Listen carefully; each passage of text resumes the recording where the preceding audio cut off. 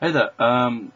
Yes, been a while, but I have been reading. I was away for about a week. I just got back yesterday, and I managed to finish a book on the coach back.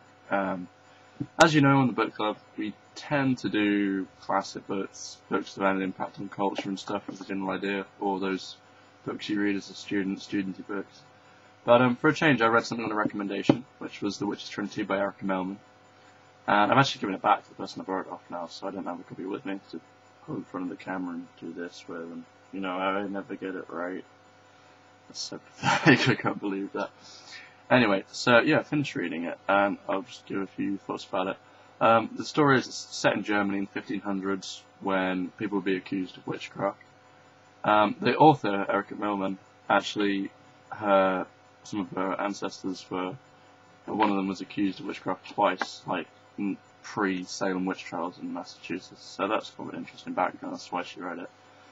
And she was doing some research or like reading about these, and she discovered that in those times, families would be so stretched for food, for money, not food is what I mean, not money, but they'd be poor, starving, that they would accuse like members of the family of witchcraft in order to have one less mouth to feed.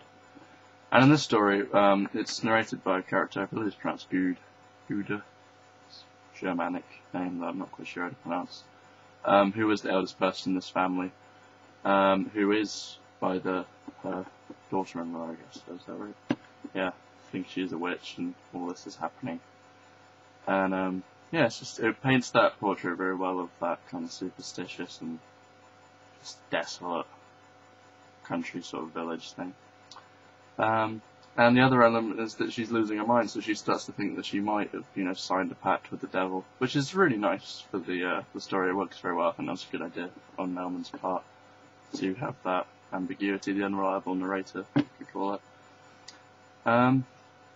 So yeah, the story's pretty fair. It's, again, not really a classic. There's the standard issues I tend to find when it's not a classic I'm reading. I think the person who brought this, I found it like in a cheap bookstore. It was a debut novel, and it got some good reviews in it, but usually expect them just to be kind of like, just throwaway reads. You just read it, people read it all the time very quickly, and just get through it and forget about it.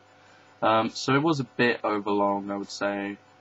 The story there wasn't any like amazing moments in it. There was good parts. The word choices often seemed a little bit against the grain, like not how I would have phrased it myself. And the dialogue could be a little bit simplistic in trying to capture the time. Well, they did use a lot of it was in English, but using a lot of Germanic words as well, which was a bit dubious. But yeah, on the whole, it was good writing. I'd say definitely for a debut, very good. Just the things I really liked about it. I mean, one, yeah, I think it's a good premise. I think that's a good idea, and I was interested in that period. Like say after watching The Witchfinder General and stuff like that, it was a good book to follow up on that interest. So if you're interested in that period, although it says itself, it's fiction, she's obviously done a lot of research into, those witch trials and everything, and it really comes into play in it. So that was cool. It even goes a little further reading. There's a lot of stuff in the back, like a big long section about her ancestor who was accused of witchcraft, and like a Q&A, and also like questions, like for discussion it's called, like you'd find like an English lesson, which I thought was quite weird. I enjoyed this a little bit. But something else I really liked about it was just having an elderly narrator who works really well as a narrator, like someone my age can relate to, because they're not just the old person in the story, like, in the back of it. They're the main character, and they don't just seem like an old person losing their mind. They're a person who's lived a whole life, and I think that's very rare that you get something like that. She talks about when she was a girl and all this stuff in this village, and how the village has changed from being plentiful to being full of starvation, everybody, accusing everybody. And yeah, especially like in a culture like in Britain where we do kind of throw away our elderly, it was really nice to have a character who was a complete character, not just the old character, if hopefully I'm getting across what I'm trying to say here.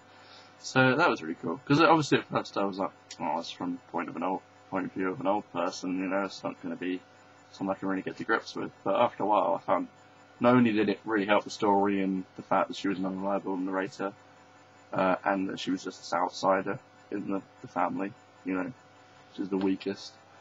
It really put a nice edge on it, and I think that's probably what I take away from it most, aside from the subject matter. That was a really cool element to it. That was something I wouldn't normally read. So this is essentially why I need to read other books once in a while. That was the book I took away from me. I was mostly working in a coffee store on the road, and I took that because I'd already spilled cough syrup on it, so I didn't mind ruining it. I would have taken this, which I also borrowed. As you can see, I'm very close to finishing this, so that'll be reviewed very shortly. Just to know, this is Trinity Killer Bruce Campbell, Questions of BB Actor. Really enjoying that so far. I don't think there's a few nice words to say about that. And as soon as I finish that, I've done the third book I've been lent, which is The Blood, Death and Me, by Edward Kempfer Dumas. Is it Dumas? I was going to say Damas, but I won't. I'll refrain.